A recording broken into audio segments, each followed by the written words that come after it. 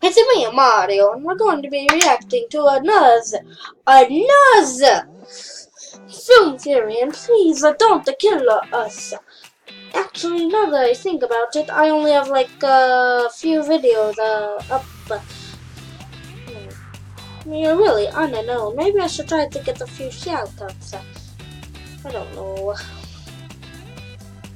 Oh, it's just to start the video. Sorry about that.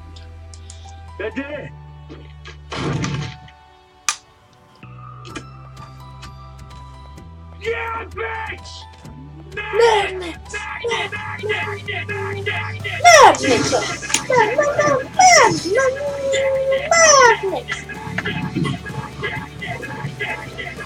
Huh. Is it it?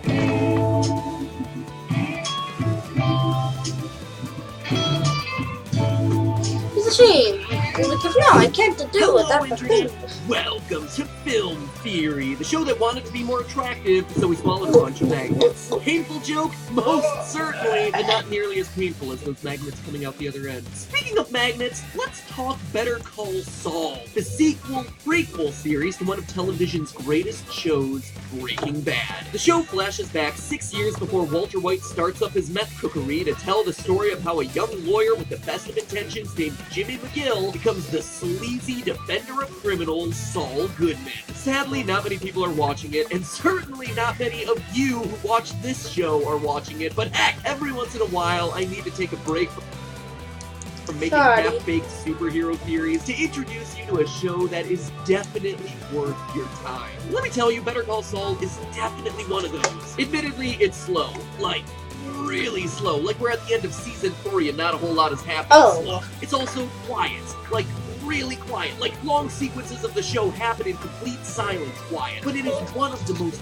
beautifully shot, deeply moving explorations of character and relationships ever to be put on a TV screen. These people feel brutally real, both for the good and for the bad. The relationships feel lived in, and for fans of Breaking Bad, it gets you to question everything that you thought you knew about the characters from that series. I mean, I hated Gus Fring in Breaking Bad. He was like my Joffrey in Game of Thrones. I could not wait for this guy to die. And in Better Call Saul, I am rooting so hard for him to win. Someone who I know full well goes on to do awful, horrific things. That is how good this show is. So do yourself a favor. The first 2 seasons are on Netflix right now. Go binge them and then pirate your way through season 3. Do it for 3 reasons. 1, the show is great. 2, it'll help ensure that the show gets a 4th season. And 3, at least then this video may not horrendously underperform. Apocalypse, guys, it's a real thing.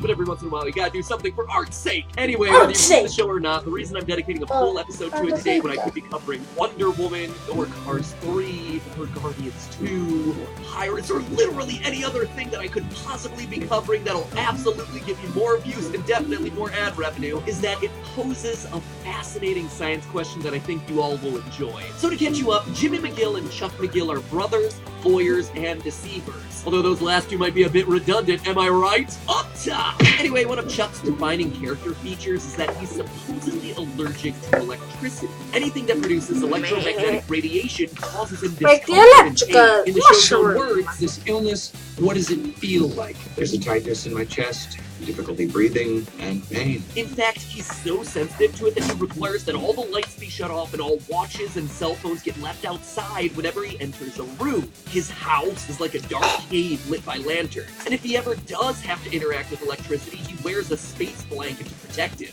What's a space blanket, you ask? Compact mylar sheets. They insulate and protect against mild electromagnetic radiation. He's like a human Jippy Pop. Anyway, Chuck's condition has always been a bit 3-episode chicanery. To give you context, Jimmy cares for Chuck, Chuck screws over Jimmy, Jimmy screws over Chuck in return, Chuck takes Jimmy to court. This is not something that the brothers would do, right, Luigi? Yes. So battery Yes, Mario. Close to your skin, you'd know. I would feel it, yes. The intensity drops off with distance per the inverse square law. Jimmy then asks, can you tell us where the nearest source is right now? Jimmy, do you have something in you? pocket.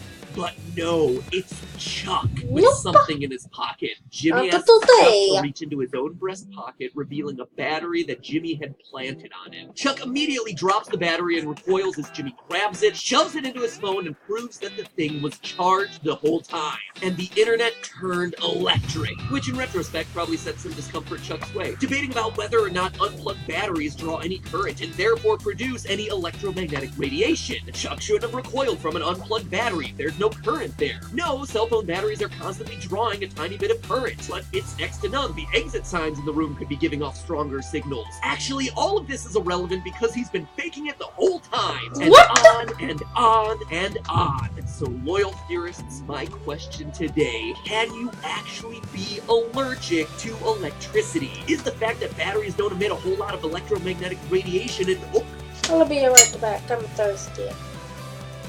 I'm back.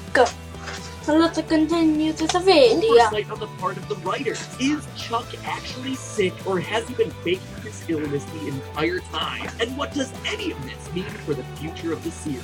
Because let me tell you, the scientific answer to this question actually reveals a lot about this character and where he's headed to next. So to truly answer this question, we have to look all the way back to the beginning. Since the character of Chuck was first introduced in episode 1 of Better Call Saul, viewers have speculated that he might be faking his condition. And though it sounds elaborate, faking a medical condition is absolutely the type of thing that Chuck would and could pull off. I mean, this is a guy who, in his desire to revoke Jimmy's legal license, exaggerates his illness to lure Jimmy into confessing a crime on tape, then stages himself accidentally letting someone else hear that confession, counting on the fact that the person would then go back and tell Jimmy, causing Jimmy to break into his house and destroy the tape in front of 2 witnesses that Chuck had just so happened to plant there for a couple days for just such an occasion. I mean, that is like some Saw levels of puppeteering other people. Or convenient plot loopholes, but whatever. That being said, the show has also had several scenes where we see the world from Chuck's point of view, like the one that we used at the top of this episode. And the way that these scenes are shot and edited, it seems to confirm that electricity genuinely causes Chuck pain and distress. There's no one around watching him, and yet he's still acting weird. So the best place to start seems to be answering the question, can a person truly be allergic to electricity? Well, the idea isn't something that was just made up by the writers. There are actual people out there who claim to experience some sort of adverse reaction to electronics. First written about back in the 80s, this condition has since been dubbed electromagnetic hypersensitivity, or EHS. And according to several polls taken, it's been estimated that as high as 4% of the population claim to experience it to some degree. Symptoms can be as mild as tingling skin and fatigue, or as severe as full-blown migraines and heart palpitations. But just because people say they have an illness doesn't necessarily make it true. Is there any scientific data to back this stuff up? Enter Project Nemesis.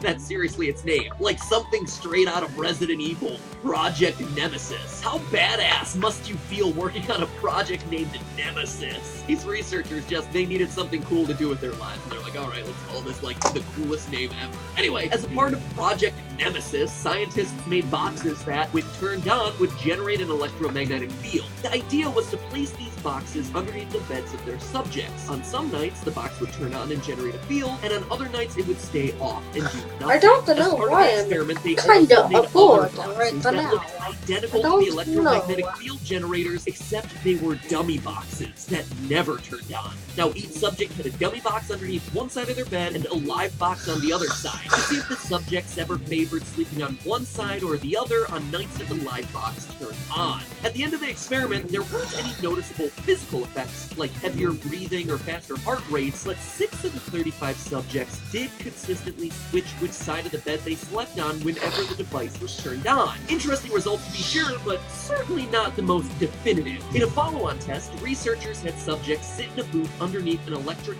coil, and subjects were then asked to tell the researchers whether that coil was on or off. 7 out of the 63 performed better than chance, but still hardly the electrifying results that they were looking for. So to put the issue to bed, we read a 182-page research review. That's right, I was about to 182 idiot pages of this stuff for you guys in this episode. That's like longer and more boring than The Old Man and the Sea. And we all know how I feel about that book. 182 pages of this stuff that was put out by the World Health Organization to review not only these studies, but also 30 3 others related to electromagnetic hypersensitivity. The paper concluded that of those studies, only 7 showed any evidence of VHS existing at all. And of those 7, 2 weren't able to be repeated, another 2 contradicted each other, and the last 3 seem to be the result of statistical errors.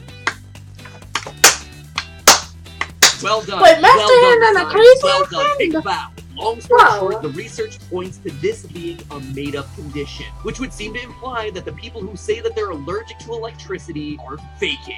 And that would explain some of what we see in the show. In episode 5 of season 1, Chuck is hospitalized. He remains unresponsive until all the electricity is shut off in his room, whereupon he's able to finally talk and explain his condition to the doctor. Seems legit, right? But here's the thing. While he's talking, the good doctor secretly turns his medical bed on, and he doesn't seem to notice. Faker alert!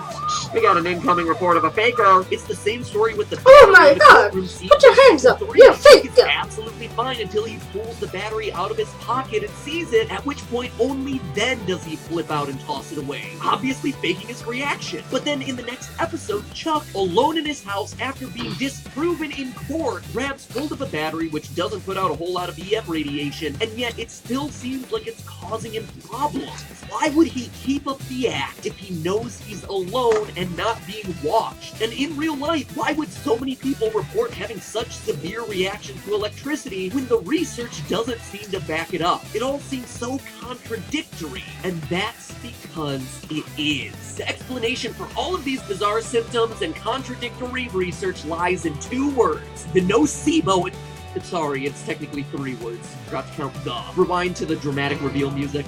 The solution lies in 3 words: the nocebo effect. Now, I'm sure you've all heard about the placebo effect, where somebody has a headache, they give them fake medicine, tell them it's real medicine, and voila! Their headache is cured despite it being the medical equivalent of an Altoid. I don't care how curiously strong it was, it ain't doing diddly for my migraine. Well, the nocebo effect is very similar. You give somebody a fake pill, tell them it has certain side effects, and what do you know, they start manifesting those same effects, even though the pill is fake. In other words, if a patient believes something harmless can actually harm them, oftentimes they'll actually experience real pain. And that's what's happening with Chuck. He isn't allergic to electricity, but he thinks he is. And that's enough to cause the pain and discomfort we watch him go through every time he's confronted with electromagnetic waves, or at least something he thinks emits electromagnetic waves. And this in turn explains everything that we see happen on the show. Remember that pivotal courtroom battery scene? Viewers were upset by the scene because a charged battery shouldn't give off a significant amount of electromagnetic radiation unless it's plugged in. They called this a plot hole or an oversight, but it was totally intentional. Chuck's condition is psychosomatic. It doesn't matter whether or not unplugged batteries give off electromagnetic waves at all. All that matters is that Chuck thinks they do. The battery doesn't hurt him until he sees it. He's not faking it. He actually feels pain in that moment, but it's not from anything the battery is or isn't emitting. It's from his brain thinking the battery is emitting something that'll harm him. I mean, if you took this to its logical extreme, if Chuck thought that asparagus gave off EM radiation, he'd be hurting every time he went through the veggie stand of his local grocery. Asparagus. That's why in that season 1 episode, he isn't threatened by the hospital bed. He doesn't know it's on, and thus his brain doesn't think there's anything in the room that could be causing him harm. As a result, he feels nothing. Now, what all of this means for the rest of the show is really interesting. Remember Project Nemesis? I mean, how could you forget? It's still the coolest name for a research project ever. But one of the most interesting findings is that subjects who claim to be harmed by electricity noticed that their symptoms lessened after taking and failing one of the Nemesis tests. Suddenly, their belief that the condition was threatened. Wait, that was a fake? Feeling anything Wow. real, that it was all in their head, and as a result, I guess I let that down. weekend. According to the paper itself, quote, this shift is an indicator that EHS can be unlearned by experiencing EMF exposure which does not induce symptoms. Just like Chuck and the courtroom battery scene. The battery incident wasn't an oversight or some plot hole. It was very intentionally put there by writers who had clearly done their homework. Towards the end of Season 3, Episode 6, we see Chuck walk to a payphone to call Dr. Cruz, the same doctor that secretly turned on his medical bed 2 seasons earlier. Given that Chuck has just been given evidence that his condition is all in his head, it makes sense that he'd now be able to venture further from his house under more intense lights. His symptoms are weakening. This perfectly aligns with the Nemesis findings. What's more is that this means that Chuck is finally seeking help for his real but kinda not real condition. He's getting stronger, and like any monster growing in power, who knows how threatening